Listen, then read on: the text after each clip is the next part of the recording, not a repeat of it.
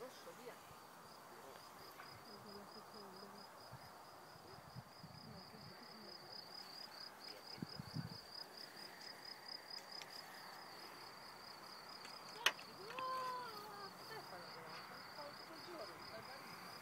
Magda. Beh dai, non sta di noi che si ricordi il nome stavamo. No. Un pochino lo so. Adesso lo faccio anche io, sai, con il mio perché. Lo stai facendo? Ti sto riprendendo. Figurati. Non stai andando là? Così criticone oggi, mamma che cavolo. Bene, bene. Portata delle vostre opere, si è filmata dietro. Chi è? Oddio Giorgio, no dai. Ci metti in imbarazzo. Sì, è Dai vero. Liliana, lavora. Va bene, va bene. Più acqua, più acqua.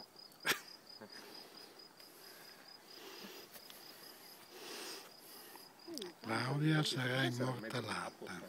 Sì, Non ti sorprende. no, ma lo so. Claudia, girati. Che sia... Sì, perché io la vedo. Perché cambio verdi così, non me ne viene? Bello.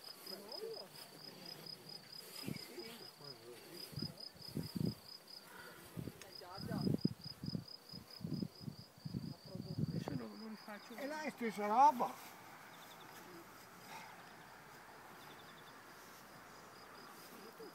Chi è che va a insegnare? Chi è che va a insegnare finora? Ma noi abbiamo anche imparato dei libri, ma tutto quello Ma che i c'è libri scritto là nei libri, sta che non hanno tutto quelli che ci sono i libri, dici di no.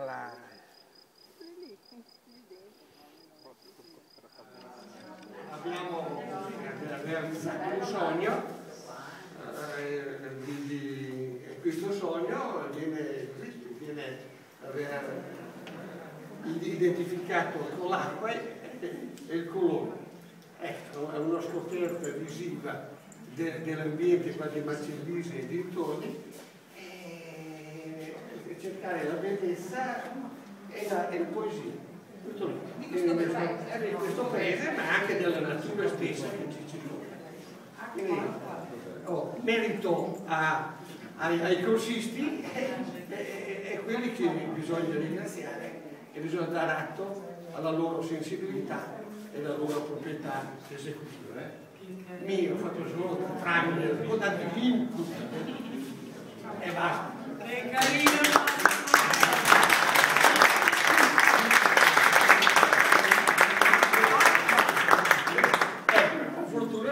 Ho sempre detto acqua, Acqua! e mai vinto dopo qualche goccia, ma prima tanta. Ricordare a tutti che i corsi sono terminati, c'è ancora una lezione rimane, poi riprenderanno chi è interessato a ottobre, ecco, siamo d'accordo, il primo giovedì e il primo sabato di ottobre ripartiamo. Fatti insieme, per cui la condivisione straordinaria di un momento, come diceva il professore, di bellezza, ma soprattutto anche l'acquisizione di un linguaggio che permette, diciamo, di maturare una passione per l'arte. Per cui io evito qualsiasi analisi critica. Quello che invece cercherò di fare è capire quello che è successo, diciamo, in questo percorso da un punto di vista proprio formale, da un punto di vista dell'arte visiva, cercando ovviamente di vedere come questo paesaggio è stato in qualche modo registrato diversamente, non semplicemente dagli occhi di chi osserva, ma ovviamente dalla capacità poi di costituire un linguaggio capace di interpretare ciò che qui espongono, ma non perché espongono oggi, ma perché ci sono dietro anni di lavoro, per cui è anche difficile, no? Comparare opere che vedono ad esempio un neofita, uno che è appena iniziato, e altre persone che invece sono anni e anni che ricercano ovviamente di trovare una modalità molto personale di trasferire questa intuizione visiva della natura. Per cui ovvio che anche voi vedrete queste cose, ma è giusto rispettare il percorso diverso, per cui non si può dire in questo caso quest'opera è bella e questa è meno bella, perché è tutto relativo al percorso che uno sta facendo, perché probabilmente quell'opera, per chi l'ha fatta, che è un anno che lavora, è la più bella che abbia fatto, per cui contestualizzando ovviamente i confini e i limiti di una ricerca che ha queste caratteristiche, che ha una ricerca, ad esempio conosco, pensavo fosse qua la Lisa, da tantissimi anni, cioè, esatto, eccola là, per cui io so tutto quello che lei ha fatto fino adesso. E vedendo ovviamente queste opere trovo innanzitutto che non esiste la decodificazione e l'elemento statico della ricerca, cioè una ricerca è sempre dinamica, per cui se una persona veramente con passione fa questa cosa e il linguaggio dell'arte non lascia, diciamo, titubanze, perché un'opera la vedi subito quando è riuscita, cioè un'opera si svela ed è un'immagine che sembra crearsi per un sottile gioco di danza, cioè c'è una leggerezza formale dove sembra che il pennello scivoli sulla carta senza nemmeno toccarla. E questa bellezza della leggerezza del gesto e dell'acqua che genera profondità e dinamismi dà proprio idea di cosa vuol dire. Io faccio un lieve giro in questo senso, volevo semplicemente farvi vedere questa cosa. Allora, è ovvio che lei definisce uno spazio, è ovvio che lei definisce delle armonie cromatiche, è ovvio che lei, com'è nella natura dell'acquerello, dà veramente una forte attenzione per la casualità nella gestazione dell'opera, però solamente chi ha una certa proprietà di linguaggio, cioè è da tanto tempo che dipinge, riesce a governare in una dimensione lieve la casualità. Per cui tutta questa cosa che va da sola, ma che dà la leggerezza, dicevano, sembra un'opera giapponese. E allora vorrei semplicemente dirvi, ad esempio, una cosa. Una volta io sono andata a vedere una mostra di un monaco zen e c'è proprio questo segno assoluto, no? E c'era una scolaresca e degli alunni dicono, ma è semplice per fare quella cosa. La risposta del monaco è stata, ci ho messo un'intera vita a sentire dentro di me quel segno.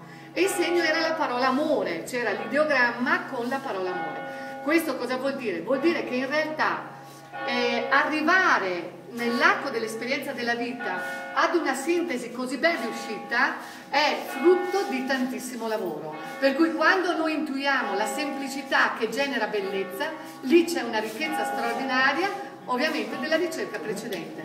Per cui qua tutto quello che voi vedete, la leggerezza che voi vedete, non è altro che la sintesi di un lavoro che dura da moltissimo tempo e che vede l'artista coincidere nell'arco della sua formazione con ciò che fa. Per cui è un'opera veramente molto bella.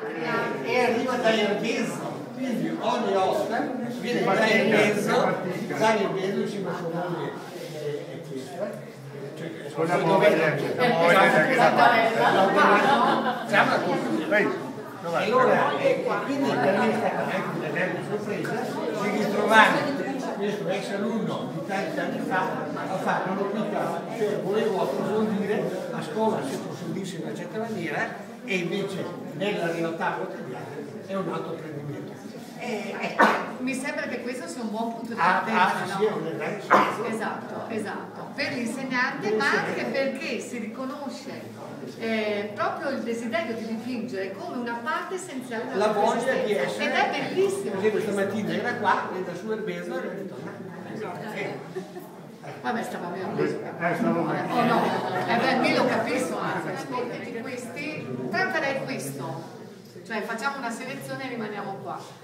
Perché anche se meno strutturato da un punto di vista linguistico, perché quello vedi che lei ha una capacità di creare profondità, ma anche un senso poetico, quasi spirituale della forma, no? Che diventa evanescente ma c'è. Per cui toglie peso alla materia e dà luce. E lì, sai, è una storia lunga da fare. Però nello stesso tempo tu, pur non arrivando, ma non come un limite, ma come, come partenza, rimane però una freschezza, devo dire, molto apprezzabile della composizione che dalla luce arriva all'ombra, però con una certa pulizia.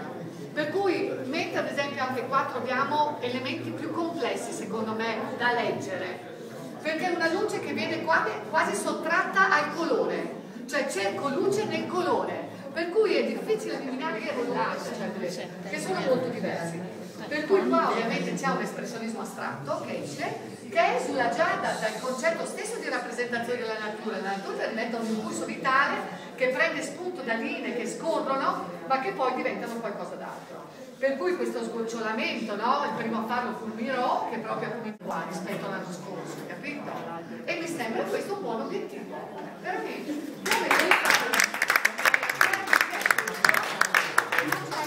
Non c'è, però sono belli molto belli. Aver paura dello spazio. No, non usare.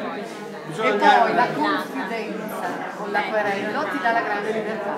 Solamente dall'inizio adesso è tutta un'altra cosa. È tutta un'altra cosa. Allora complimenti. Bene, allora bravi a tutti.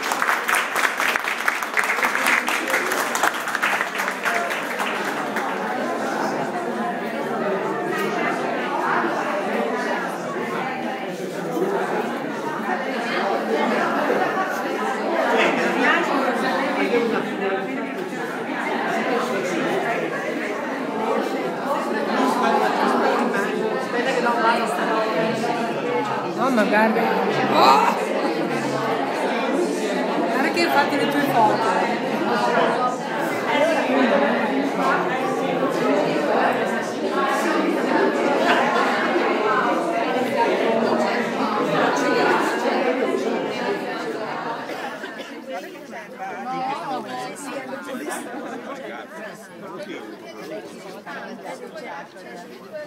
Ah, vai.